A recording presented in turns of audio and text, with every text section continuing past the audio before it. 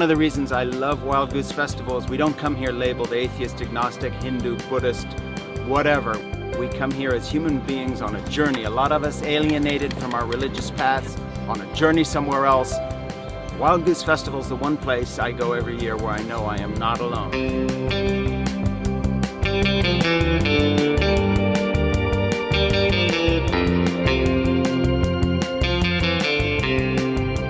I can't imagine a better place to put your estate, put your goods, a better way to serve the kingdom of God than this, where all the pieces and parts of it come together and begin to talk about what it is we're building, to talk with each other. What are we trying to do here? What's God showing us? This is the big thing. You know, this is where it's going to be shaped and melded and formed. In the last few days, I've been part of discussions about sustainable economy, how do we stop nuclear weapons, about organizing people to resist the next time our nation wants to go to war, urban farming. I mean, it's just one discussion after another with people who care about living their lives in a way that'll make a difference. Wild Goose is a progressive, faith-based justice, music, and arts festival.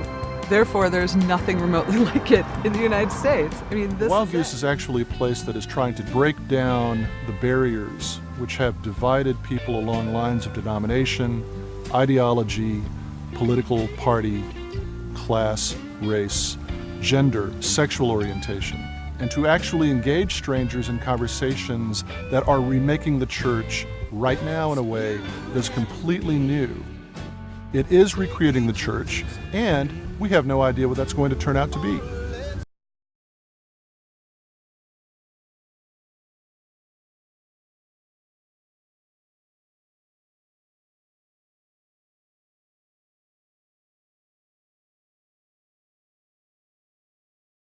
Wild Goose is more than just a festival.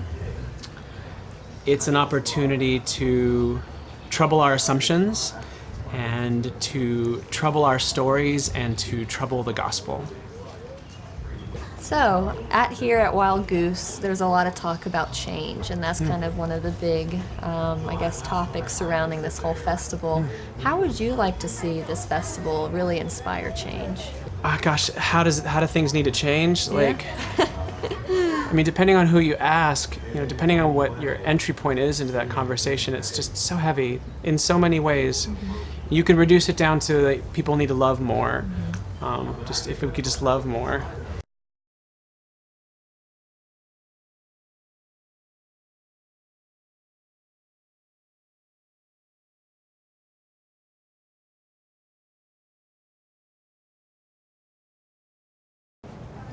Wild Goose is more than a festival, it's a temple. It's a spiritual community, and it's potentially a crucible for transformation. So how does the contemplative presence fit into the social justice and political action that Wild Goose is igniting? I'm so glad you asked that question. But what the contemplative life and orientation does is that it gives us a deep drink of listening, so that it's much more feminine in a way. Because when we turn inward and we abide in the stillness, we're able to kind of tune into what is rather than what we think about it, and maybe simply begin by holding the pain of the world in our arms like a mother would hold a child who's hurt, and lean in and hold the pain and listen.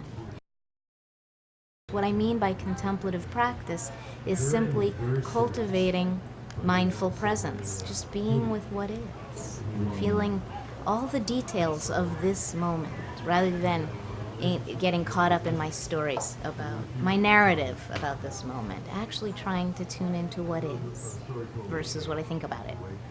And that's contemplative practice.